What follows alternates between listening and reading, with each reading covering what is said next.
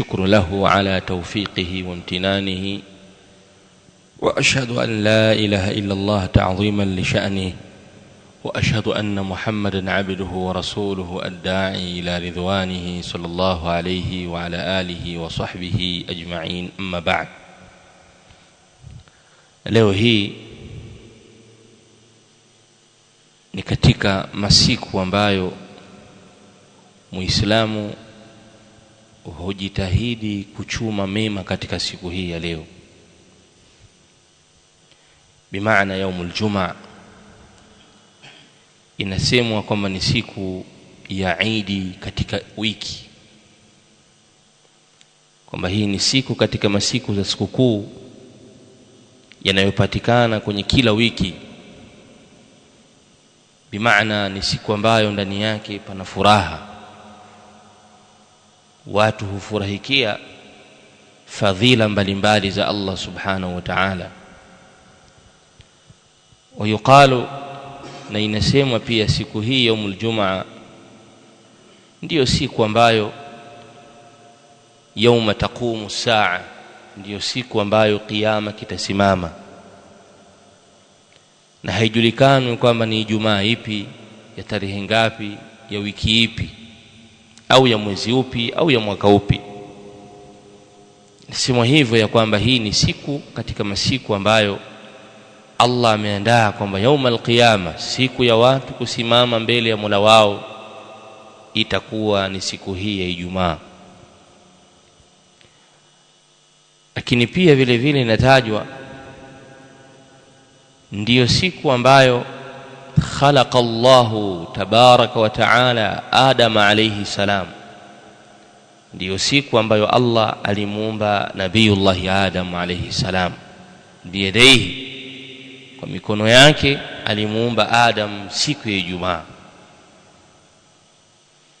Hivyo basi, kwa haya machache katika mambo ya muhimu yaliyomo ndani ya siku ya Ijumaa, imekuwa ni siku bora katika wiki.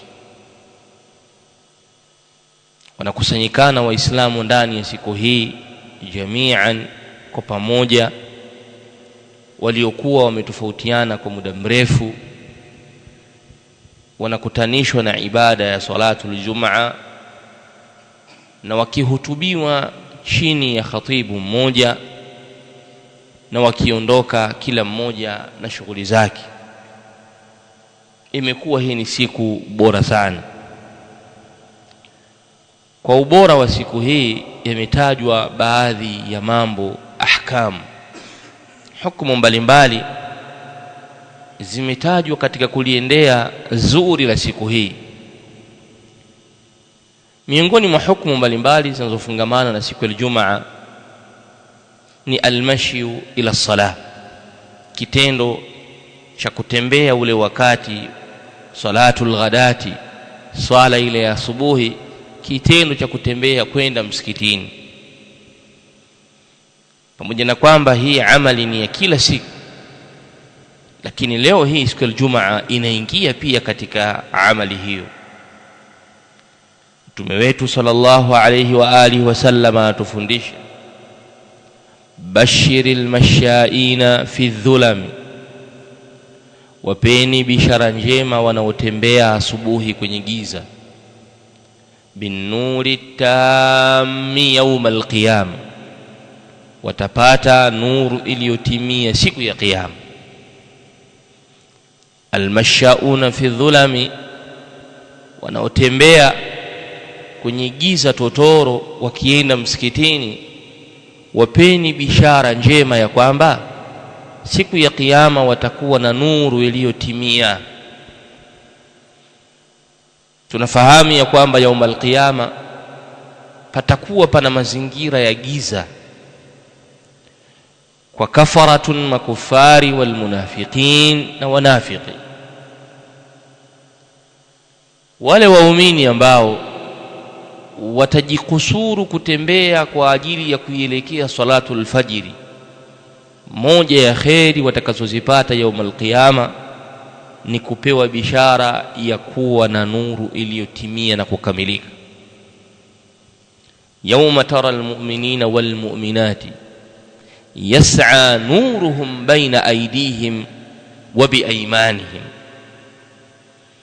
Siku ya kiyama utawaona waumini.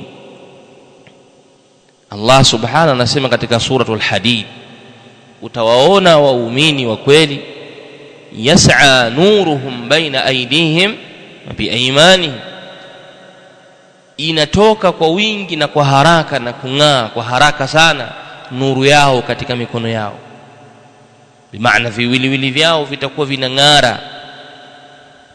Lakini wakati huo huo wanafiki watakapokuwa wanaiona ile nuru kwa waumini, watasema undhuruna naqtabisu min nurikum, tusubirini basi na sisi tuweze kuchota na kuchukua katika nuru yenu. Qila rji'u wara'akum faltamisu nura, patasema rudieni huko duniani mkaitafute nuru, huko ndo kuna kutafutwa nuru. Qila rji'u wara'akum faltamisu nura, patasema enyi wanafiki, rudini huko duniani, wara'akum, nyuma yenu huko duniani huko mkaitafute nuru. Uwanja wa kutafuta nuru ni huu, sehemu ambayo nuru inatafutwa ni hii. Katika kantara au katika sirati, pale mapito ya sirati pale patakopa na giza totoro kubwa sana. Waumini waliomcha Mola wao na waliojikusuru kutembea katika matendo yao, walijikusuru kutembea kuja asubuhi kwenye salawati, basi pale watakapokuwa wanapita kwenye ile sirati, lile giza lile lililopo pale, wao watakuwa na ng'ara, wananyiritika kisawasawa. Wanafiki kwao giza limetanda, hawana nuru yoyote, watawaambia undhuruna naqtabisu min nurikum, hebu tungojeeni na sisi tuweze kuchota na kuchukua katika nuru yenu, iweze kutusaidia sisi katika kupata mwangaza wa kupita. Patatokewa kusemwa qila rji'u wara'akum faltamisu nura. Sehemu ya kutafutwa nuru ni hii, na moja ya sehemu ambayo unaichota nuru bila wewe kuhisi ni kukiacha kitanda chako, kumwacha mke wako, kuacha watoto wako, kuacha godoro lako na kuacha usingizi wako, na kupiga hatua 2-3 kwenye majani na kwenye giza na kwenye nini mpaka unaingia kwenye msikiti. Huo ndio uwanja wa kuanza kuipata nuru. Na sehemu nyingine ambayo nuru inapatikana ni isbaghul wudhu'i, ni pale ambapo mtu anapoishi na udhu mara kwa mara. Ni moja ya chanzo cha wewe kuwa na nuru ya yaumul qiyama, kama ilivyokuja fi sahihain hadithi au athari ya Abu Huraira radhiyallahu anhu. Yani kile kitendo cha wewe unatia udhu katika mkono wako wa kulia, mkono wako wa kushoto, usoni mwako, unapangusa kichwani, unaosha mguu wa kulia, unaosha mguu wa kushoto, kile kitendo cha kuishi hivyo na udhu kwenye swala, na ukawa na udhu ukiwa haupo katika swala, ni moja ya sababu wewe ya kufufuliwa yaumul qiyama ukiwa wewe ghurran muhajjalina min athari alwudhu'i, kuwa ni mtu mwenye kunyiritika na kung'ara katika vile viungo vyako kutokamana na athari ya udhu. Na yaumul qiyama Mtume sallallahu alaihi wasallam atasema nitaujua umma wangu, yani pale nyumati zitakapokuwa zimeitwa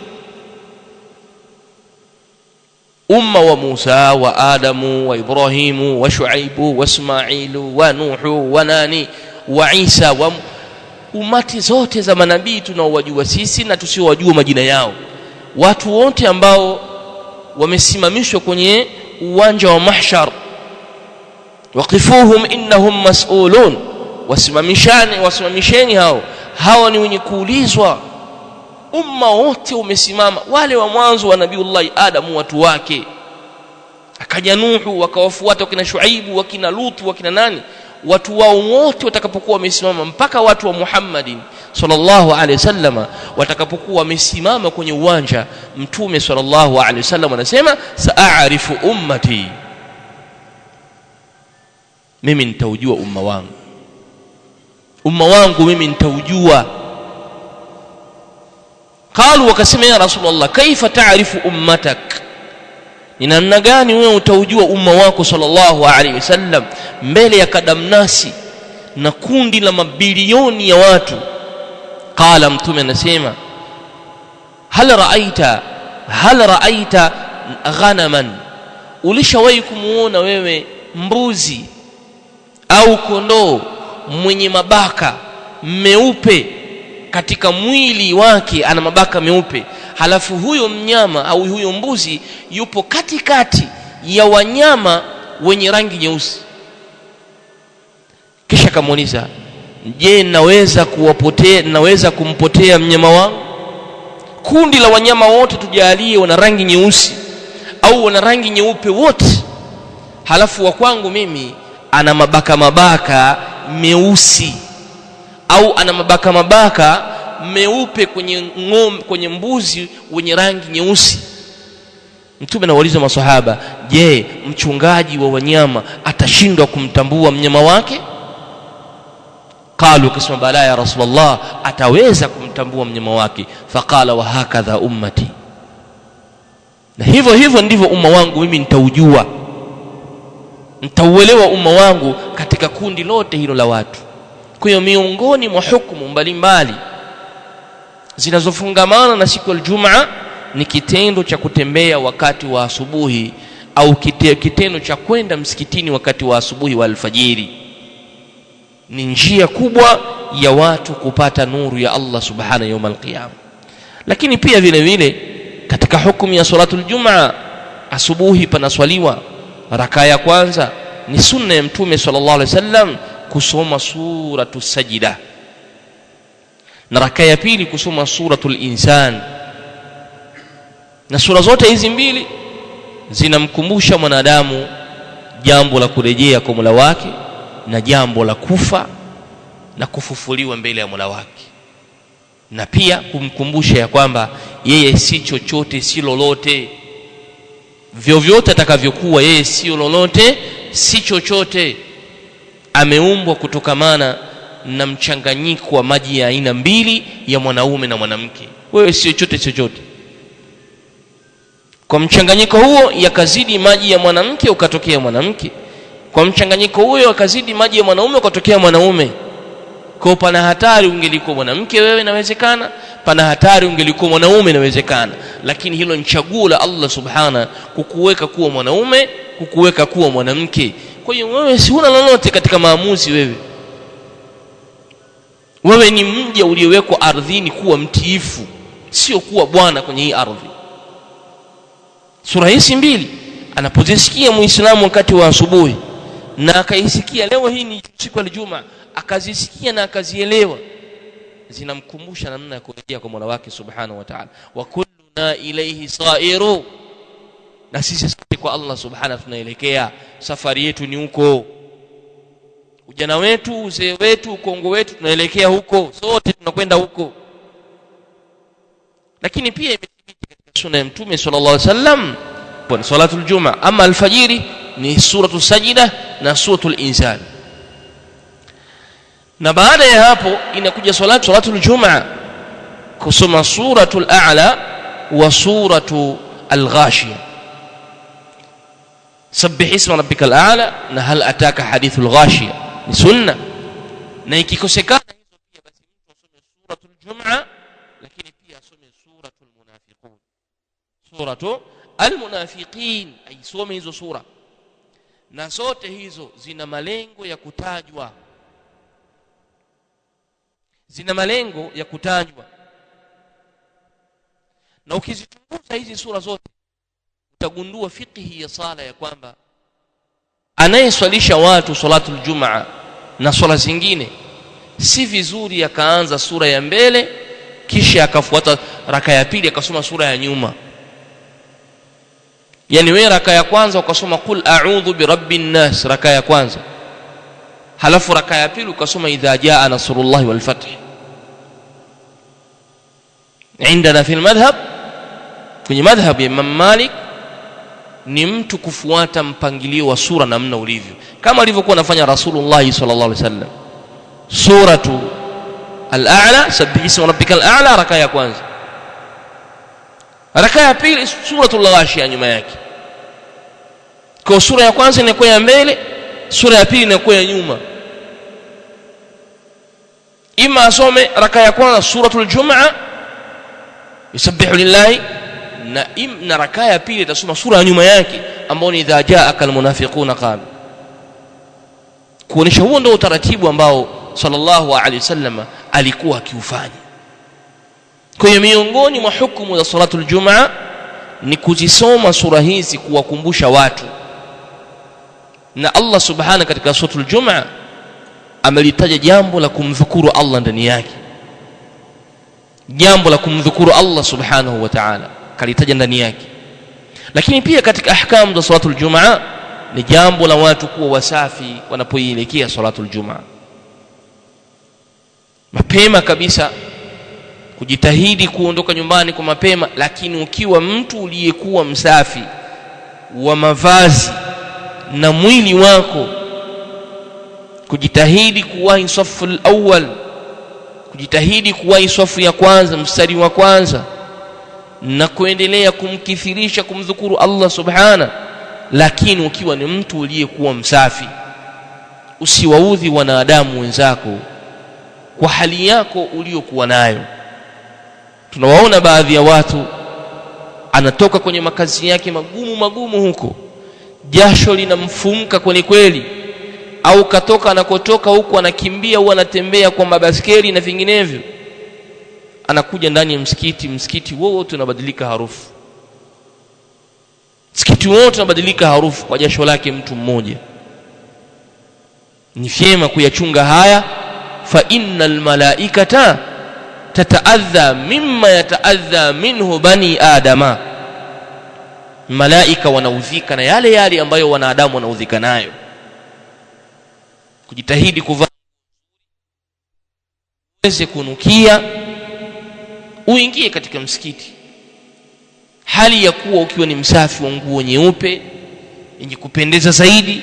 Na si vibaya pia ukavaa nguo zingine, ukajiepusha na nguo zenye michoro, nguo zenye maandishi ambayo yatakayowashawishi watu, nguo zenye mapicha ya mgongoni, kifuani. Kujiepusha na manguo ya namna hiyo. Ingia katika msikiti ukiwa umevaa kanzu ya pana, vaa suruali iliyokuwa pana. Ingia katika ibada ukiwa mutmainnan, mwenye utulizano. Hii ni katika hukumu miongoni mwa hukumu za salatul Jumu'ah. Lakini pia vile vile kuisoma suratul Kahfi imethibiti katika baadhi ya riwaya kwamba salatul Jumu'ah au siku ya Jumu'ah inapendeza watu kuisoma suratul Kahfi. Siku ya Ijumaa kuisoma suratul Kahfi asubuhi, ambayo ukimtaja wewe kwa kumswalia kama hivi unapata thawabu. Ukimtaja ukisema Allahumma salli ala Muhammadin ya rabbi salli alayhi wa sallim, neno hili tu wewe unapata thawabu kwa mara 10, kwa mara moja, alafu yeye anakuswalia mara 10. Kwa nini neema hii uikimbie? Kwa nini mdomo wako uwe mbali na kumtaja Muhammadin sallallahu alaihi wasallam? Kwa nini ulimi wako uwe mzito kumtaja? Kwa nini ulimi wako uwe mzito kumswalia alayhi salatu wasalam? Punguza ya huku, zidisha ya huku. Acha ya huku, fanya haya. Ni salama kwako wewe. Hakika waliokithirisha kumswalia mtume sallallahu alaihi wasallam, kama anavyotaja Imam Ibn Abi Dunya, waliomtaja mtume alayhi salatu wasalam kwa wingi, kuna matukio mengi yamewapitikia kwenye maisha yao, matukio ya mafanikio, sio ya hasara, ya mafanikio, kwa kukithirisha kumswalia mtume alayhi salatu wasalam. Usiliache hili katika siku ya Ijumaa. Lakini pia katika hukumu ya salatul Jumu'ah, aliyeingia katika msikiti na hali ya kuwa khatibu anatoa hutuba, ajichunge na mambo mbalimbali. Indana fil madhhab, anayeingia msikitini na hali ya kuwa khatibu anatoa hutuba akae chini. Kwetu sisi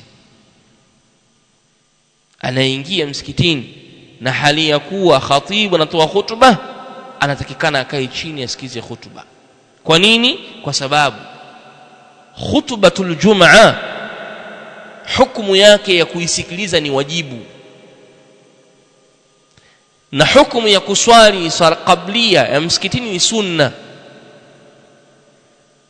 Wajibu na sunna ni madaraja mawili yenye kutofautiana, moja ni la juu sana na lingine ni la chini. Acha hili la chini, tekeleza hili la juu. Kumsikiliza khatibu anavotoa khutbatul jumaa ni wajibun, ni lazima umsikilize. Na wewe kuingia msikitini kuswali qablia ni sunna, sio wajibu, ni sunna. Acha sunna, tekeleza wajibu. Indana ni vyema unapoingia msikitini kaa chini, msikilize khatibu. Muda wa kuwa khatibu kapanda, lakini kama hajapanda tuliotolewa adhana anafanyaje? Anza kuswali qablia. Na utakapokaa acha kuchezea simu yako, acha kuchezea chochote kilichopo chini yako, acha kuchora chini, jiepushe na usingizi. Kuwa makini na kumsikiliza khatibu, kwani huo ndio ubora wa hutuba yenyewe. Watu wanalala mpaka kwenye khutbatul jumaa. Shawahi kumsikia mtu pale alipokuwa mjini anakoroma. Yani watu wapo kwenye swalatul jumaa, tunakuwa hutuba inaendelea, mtu yupo katikati anatoa sauti ya kukoroma.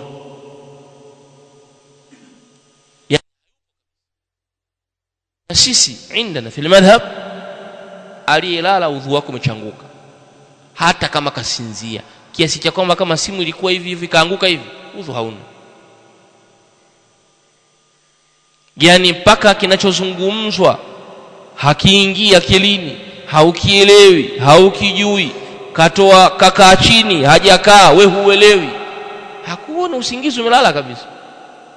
Amka ukatie udhu, amka ukatie udhu. Uo umekaa kwa kuyakalia makalio chini ukayabana, au umekaa kwa upande, au umekaa juu ya kiti, vyovyote ukavokaa, muda wa kuwa kalamu imekudondoka, muda wa kuwa mkono umefanywa hivi, we haupo. Khatibu amekaa hutuba ya kwanza, amenyanyuka, wewe wewe umelala, wewe umelala wewe. Amka, nenda ukatie tena udhu. Lakini watu hawaamki, amelala na anajiamini kwamba amesikia hiyo hutuba mwanzo mwisho na anaielewa, hali ya kuwa kuna matukio mengi yamefanyika na yeye hajui. Udhu wako umechanguka. Kwa jiepushe na mambo kama haya. Na ndio maana huwa tunashauri sisi wakati mwingine kama talabatul ilm, mtu ambaye anajiona amechoka sana siku ya Ijumaa, basi yawahi kuanzia saa 4 pale lala wewe mpaka saa 5 saa 6 pale kasoro, amka kaoge, usingizi ushaumaliza.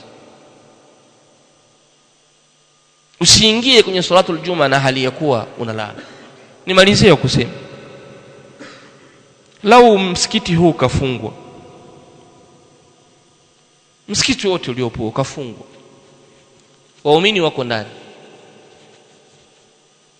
tukafunga madirisha, tukafunga milango, tukawasha mataa, tukawasha feni na vinginevyo, tukasema hivi, atakayeweza kukaa humu ndani mpaka magharibi, kukaa tu asisinzie, kuna milioni 5. Pana milioni 5. Wewe kwa akili yako haraka haraka hapo ulipo, kuna atakayelala? Wewe kwa akili yako kuna atakayelala? Na ukikaa tu kuanzia asubuhi pale, hata kama chai utaletewa, bwana chukua chai mnywe, chakula cha mchana mkaitoa, bwana haya ugali wenu hapo mle mkala, lakini tu sharti usifunge lala, yani usifunge kulala, usifunge jicho, toa macho hivi yote. Kama utasoma Qur'ani, kama utatembea tembea huko ndani, kama sijui utafanyaje fanyaje, utarukaruka kamba huko ndani, utajua mwenyewe, lakini usilale. Ikifika magharibi tu ambaye hakulala anapewa milioni 5. Kwa haya maisha tulionayo haya hakuna atakayelala. Watu wote watakodoa macho hivi, kashiba lakini hatolala, anausikia usingizi hapo anakuja kabisa, lakini hataweza kulala. Sasa mimi nakuuliza swali jepesi, kwa huu mfano tu mdogo, ni ipi thamani ya milioni 5 na thawabu? Yani ile milioni 5 na thawabu inayokuokoa na moto wa jahannam, ipi yenye thamani? Bila shaka thawabu inayokuokoa na moto wa jahannam ni bora kuliko milioni 5 au milioni 10 au milioni 50. Hii thawabu ni bora sana. Lakini je, ulishawahi kuitafakari janna wewe? Ulishawahi kaa ukaitafakari janna namna inavyozungumzwa kwenye Qur'an, namna janna ilivyo? Wewe ushawahi kuitafakari? Bila shaka hujawahi kutafakari kuona janna ilivyo. Basi tujitahidini kwenye salatul Jumaa, tupunguze ishtighalati zetu kabla aljumaa, tuingie kwenye ibada ya salatul Jumaa tukiwa ni watu ni nashat, wenye uchangamfu, na tuweze kumsikiliza khatibu. Uwe ni hapa, uwe ni msikiti wa wapi, kokote kule, kaa chini msikize khatibu. Baada yake, fa idha qudiyati salatu fantashiru fil ardi wabtaghu min fadlillah, nene tawanyikeni mkatafuta riziki sasa katika zile fadhila za Allah subhanahu wa ta'ala, na zinginezo katika hukumu mbalimbali za salatul Jumaa ambazo nimeziacha kwa lengo la kukumbusha tu. Namuomba Allah subhanahu ayufikana